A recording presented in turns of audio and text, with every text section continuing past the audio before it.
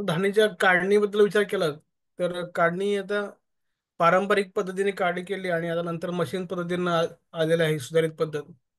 दोन्ही प्रकारे काढणी करणं सोपं जाते.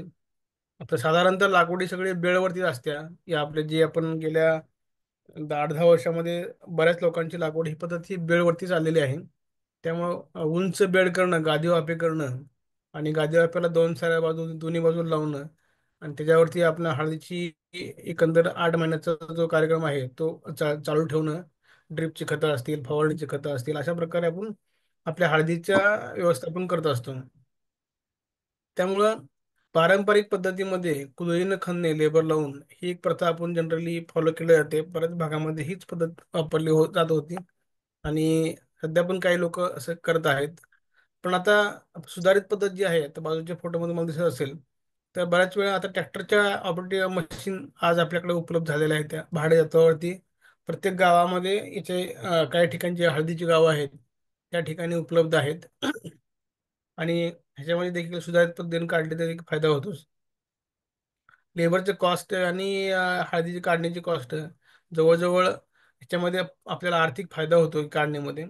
नंतर जी काही काड्याकुड्या आपल्याला राहिलेल्या असतील त्या वेचून घेतल्या तर आपल्याला नुकसान जे आहे ते याच्यामुळं जे काय होतंय ते देखील आपल्याला टाळता येतं.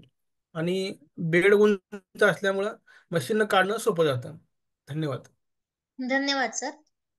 तर शेतकरी बांधवांना बघा, सरांनी जसं सांगितलं की आपल्याला दोन पद्धती म्हणजे सुरुवातीला शेतकरी जोपर्यंत अवजार उपलब्ध नव्हती तोपर्यंत खोदून मजुरांच्या सहाय्याने हळद काढणी करत होती. पण आता आपल्याकडं सुधारित पद्धत म्हणजे यंत्र उपलब्ध झालेलं आहे. तर तुम्ही जास्तीत जास्त यंत्राचा जर वापर केला, तुम्ही फोटोमध्ये बघत असाल 2 नंबरच्या फोटोमध्ये की ज्यावेळी तुमची काढणी होते ते अलगद तुमचा कंद उचलला जातो. त्याच्यामुळे काय होतंय की तुमच्या कंदांना इजा होत नाही, इजा होत नाही.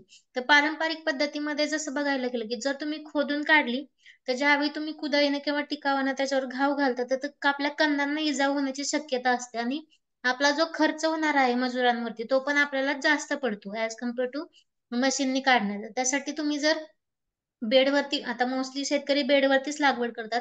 बेडवरती जर लागवड केलेली असेल तर तुम्ही आपल्या मशीननेच हळदीची काढणी केली तर ते आपल्याला नक्कीच फायद्याचं ठरेल.